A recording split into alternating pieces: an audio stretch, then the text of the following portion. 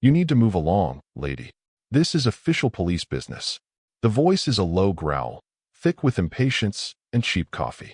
Officer Davis gestures with a thumb slick with condensation from his oversized soda cup. His partner, Officer Miller, mirrors the stance. Cocky. Entitled. Anya Sharma does not move. She stands on the cracked pavement of the gas station lot, a quiet island in a sea of rising tension. Her gaze is steady.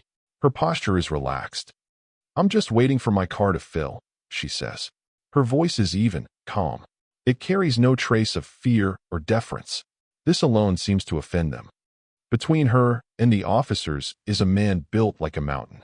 He wears the leather vest of a motorcycle club, patched and worn. His beard is a wild thing, but his eyes, when they meet Anya's for a fleeting second, are just tired. His name is Bear. He knows the script. He has played this part before. I asked you a question, old man, Davis says, turning his attention back to Bear. Where are you headed? Just passing through, Bear rumbles. Passing through to where? Miller presses, stepping closer. He is younger than Davis, a weasel trying to be a wolf. Anya watches the interaction with a focus that feels almost unnatural. She is not just seeing, she is recording. Every word, every gesture. The way Miller's hand hovers just above his sidearm, a gesture of casual intimidation. The way Davis's eyes flick over to her, then back to the biker, linking them together as a single problem. She wears simple gray sweats and a faded university hoodie. Her hair is pulled back in a simple tie. To them, she is nobody. A stray.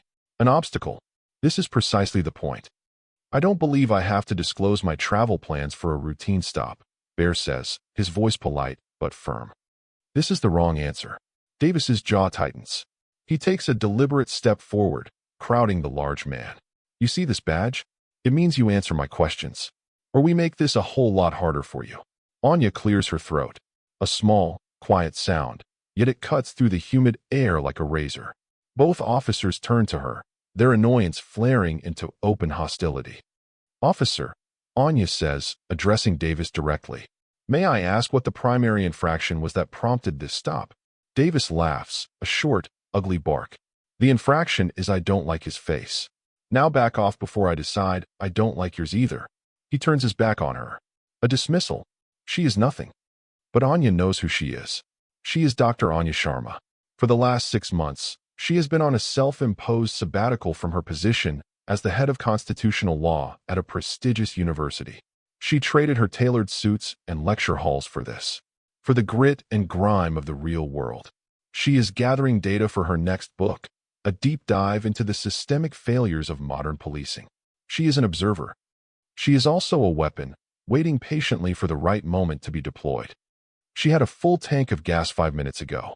She could have left, but she stays. She stays because of the weariness in the biker's eyes. She stays because this is what she studies. This is what she fights. A third officer is present. He hangs back by the patrol car. Officer Evans.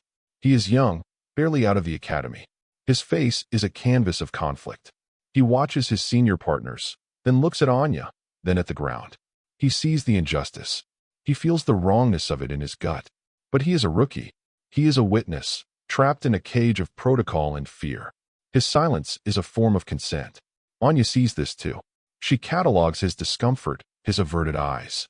He is a variable, an unknown. I'm going to need you to step off the bike, Davis commands Bear. Am I being detained? Bear asks. The question is a legal shield. Now you are, Davis smirks. Failure to cooperate.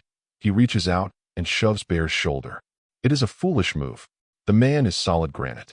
He doesn't budge, but the aggression is now physical. It has crossed a line. You have no legal cause for detainment, Anya states, her voice still perfectly level. The subject was compliant. He simply asked for clarification of his status, which is his right under the Fourth Amendment. Miller spins to face her. Are you a lawyer? He sneers. You look more like you're about to ask me for spare change. The insult is meant to sting, to diminish her. It does nothing. Anya's composure is a wall he cannot scale. I am a citizen, she replies, reminding you of the laws you are sworn to uphold. This enrages Davis. He sees her calm as a challenge, her precision as mockery. He strides over to her, his face inches from hers. The smell of stale coffee and fury radiates from him. "You have a real smart mouth on you," he hisses. "Let's see your ID." "Am I being detained, Officer Davis?" she asks, using his name. She had read it from his badge the moment she stepped out of her car. His eyes narrow. "You are interfering with a police investigation." "What crime are you investigating?" Checkmate. He has no answer. The stop was a pretext. A power play. Her simple, logical questions are dismantling his authority piece by piece. He is losing control, and he knows it. The other two officers see it. The biker sees it. So he escalates. "That's it," he snaps. "Both of you, turn around. Hands behind your back." He grabs Anya's arm. The fabric of her old hoodie bunches in his fist. His touch is rough, proprietary. It is the breaking point. Not for her emotions, but for her strategy. The observation phase is over. The engagement phase has begun. She doesn't resist. She complies perfectly. She turns and places her hands behind her back, her movements fluid and practiced. She has taught seminars on this. How to survive an unlawful arrest. How to de-escalate while gathering evidence for the inevitable lawsuit. Bear sighs and does the same. He knows this is a losing battle on the street. The real fight comes later. As Miller cuffs her, his hands fumbling with the cold steel, Anya looks past him. Her eyes find Officer Evans, who is still standing by the car, his face pale. She holds his gaze. She says nothing, but the question is clear in her eyes. "Is this who you want to be?" Evans looks away, ashamed. Davis yanks Bear's wallet from his back pocket and throws it on the hood of the patrol car. He pulls out the man's driver's license. "Benjamin Taylor," he reads aloud with contempt. He then starts rifling through Bear's motorcycle saddlebags. "You need a warrant for that," Anya says calmly. "I've got probable cause," Davis lies, his voice strained. "You were both acting suspiciously." He pulls out a small, folded tarp and a toolkit. Nothing. He becomes more frantic, tearing through the neatly packed bag. He finds a small, worn teddy bear. He holds it up, dangling it by one ear. "What's this, Benny?" "Your little comfort dolly," he taunts. Bear's composure finally cracks. "That was my daughter's," he says, his voice thick with a sudden, raw pain. "She passed away last year. Put it back." The request is simple. It is human. Davis sees the flicker of pain and mistakes it for weakness. He grins, a predator sensing a wound. "Looks like trash to me," he says. He walks over to the nearby garbage can and drops the teddy bear inside, on top of sticky soda cups and fast food wrappers. A profound silence falls over the gas station. It is a sacred line crossed. An act of pure, pointless cruelty. Officer Evans flinches as if he's been struck. Miller looks uneasy for the first time. Anya closes her eyes for a single, measured second. She absorbs the act. She classifies it. Malicious destruction of property. Intentional infliction of emotional distress. This is no longer just a violation of rights. It is an act of profound evil. The trap is now set, and Davis has walked right into it, whistling all the way. "Let's go," Davis says, his good mood restored by his petty act of dominance. "You can both explain it to the sergeant down at the station." He shoves Anya toward one car and Bear toward another. He believes he has won. He believes he is in control. He has no idea that he just arrested the woman who wrote the very legal textbook the police chief uses to train his command staff. The ride to the precinct is silent. Anya sits in the back of the patrol car, her hands cuffed behind her. She is not thinking about her discomfort. She is organizing her thoughts, preparing her opening statement. She is running through case law, citation after citation scrolling through her mind. They arrive at a drab, concrete building that smells of stale disinfectant and desperation. Davis hauls her out of the car and pushes her through the doors. He is enjoying this. The performance of power. Inside, the booking sergeant, a man with a gut that strains the buttons of his uniform, looks up from his crossword puzzle, unimpressed. "What you got for me, Davis?" Sergeant Riley asks. "A biker gang member on suspicion of trafficking, and his little lawyer here for obstruction," Davis announces proudly. Anya almost smiles. He has given her a title, little lawyer. It is more accurate than he could ever imagine. Riley squints at Anya. "This is a lawyer? Looks like she sleeps on a park bench." "She's got a mouth on her," Davis says. "Wants to lecture us on the Fourth Amendment." "All right, put them in holding cells 1 and 2, Riley waves a dismissive hand. I'll process the paperwork in a bit. They are led down a short hallway. Bear is put in one cell, Anya in another. The heavy metal door clangs shut, the sound echoing in the small space. It is cold. The bench is hard steel. For a moment, she is just a woman in a cage. But then she focuses. This is the antagonist's territory. This is where he feels safest. This is where his power will be publicly dismantled. An hour passes. Then two. It is a classic intimidation tactic. Let them sit. Let them stew. Let them feel helpless. Anya does not feel helpless. She feels patient.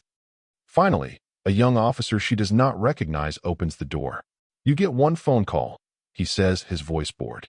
He leads her to a phone bolted to the wall in the booking area. Davis and Miller are there, filling out their reports, laughing about something. They watch her, expecting a tearful call to a boyfriend or a mother. Anya picks up the receiver. Her cuffed hands make it awkward, but her movements are precise.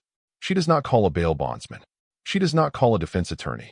She dials a number she knows by heart. A direct line. The phone rings twice. A calm, professional voice answers. State Attorney General's office. This is Robert. Robert, it's Anya Sharma, she says, her voice as clear and steady as ever. I'm sorry to bother you on your direct line, but I'm in a bit of a situation. I'm currently being held at the 17th precinct. I need you to do two things for me. First, please patch me through to Governor Thompson. It's urgent. Second, I need you to send a state investigative team here immediately. There are severe civil rights violations occurring, and I have reason to believe there is a pattern of corruption at this precinct. Silence on the other end. Then, Dr. Sharma, are you all right? I'll get the governor on the line right now. Anya holds the phone, her back to the room, but she can feel the change. The laughter has stopped. The air has gone still and cold. She glances over her shoulder.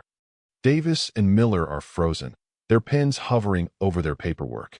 The booking sergeant, Riley, has slowly lowered his newspaper. They all stare at her, their faces a mixture of confusion and dawning horror. The name Sharma hangs in the air. It is a name that means something in this state. It is the name attached to landmark legal reforms. The name that appears on op-eds that make politicians sweat. A new voice comes on the line. Warm, authoritative, and deeply concerned. Anya, is that you? What in God's name is going on? It is Governor Thompson, a man she has known for 20 years. A man she advises on judicial appointments. Mark, I'm fine, she says, using his first name, the sound of which makes Sergeant Riley physically recoil. But I have been unlawfully arrested by two of this city's officers, and I have witnessed them engage in deplorable conduct. I need you to call Chief of Police Frank Miller. Tell him to get to the 17th precinct immediately. Tell him his old constitutional law professor needs to have a word with him. She hangs up the phone. She turns to face the room. Her expression has not changed. It is still calm, still observant. But now, her calmness is terrifying. It is the placid surface of a deep, cold ocean. Davis is white as a sheet. His bravado has evaporated, replaced by a raw, animal panic. Who was that? He stammers. That was my one phone call, Anya replies simply. The precinct doors burst open less than 10 minutes later. It is not just the chief of police. He is flanked by two stern-faced individuals in dark suits from Internal Affairs. Chief Miller is a tall, imposing man, but right now, he looks like a nervous student called to the principal's office. His eyes scan the room and land on Anya, standing calmly by the phone. A wave of disbelief, then recognition, then sheer dread washes over his face. Professor Sharma, he says, his voice barely a whisper. What is happening? Hello, Frank, Anya says. I believe your officers, Davis and Miller, can explain. I'm sure their reports are meticulously detailed and accurate. All eyes turn to Davis and Miller.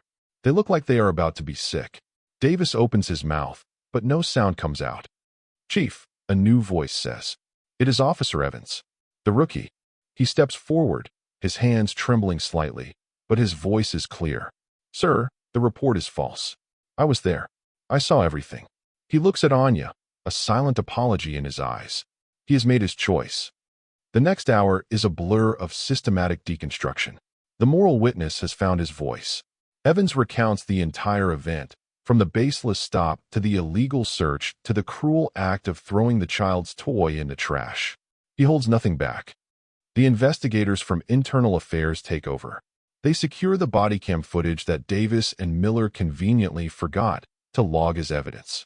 They pull Davis's file, a thick folder filled with dozens of civilian complaints, all of them dismissed. A clear pattern of abuse, enabled by superiors like Sergeant Riley, who always looked the other way. Bear, Mr. Benjamin Taylor, is released from his cell. Chief Miller personally apologizes to him, his face etched with shame and fury. Davis and Miller are stripped of their guns and badges right there in the booking area. The metallic clatter on the linoleum floor is deafening. Sergeant Riley is suspended, pending a full investigation into his oversight failures. The power dynamic has not just been reversed, it has been annihilated. Anya stands by, watching it all unfold. She has said very little since the chief arrived. She doesn't need to. The system, for once, is working. The evidence is irrefutable. The witnesses are credible. The enablers are exposed. As Davis is being led away in handcuffs, his eyes, filled with hate and disbelief, lock onto hers. "You," he spits. "Who are you?" Anya looks at the man who, an hour ago, saw her as less than human. She gives him the simple, devastating truth. "I'm the woman who is going to make sure you never wear a badge again," she says.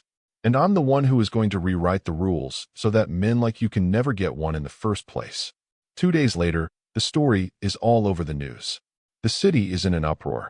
Governor Thompson announces the formation of a new statewide police reform and accountability task force. Its chairperson is announced as Dr. Anya Sharma. Anya is sitting at a small outdoor cafe, a laptop open in front of her. She is already drafting the charter for the new task force.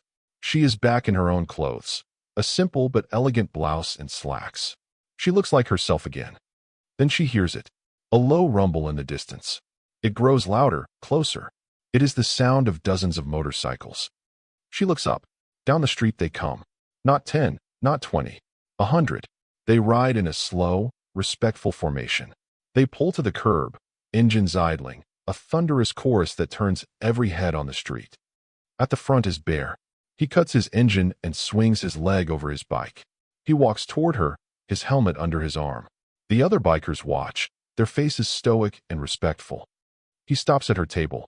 For a moment, he just looks at her. "We heard what you did," he says, his voice rough with emotion. "For me. For all of us." Anya simply nods. It was the right thing to do. People like us, Bear gestures to himself and his friends. We don't get a lot of that. The right thing. He holds out a hand. And it is the small, worn teddy bear. It is clean now, carefully washed. "The chief had one of his guys fish it out for me," he explains. He then holds out his other hand. He is holding a brand new leather vest, identical to his own, but clean and unmarked. Except for one patch, sewn perfectly over the heart. It is an intricate design of a shield and a blindfolded scale of justice. Below it, in silver thread, are 2 words. "Guardian Angel."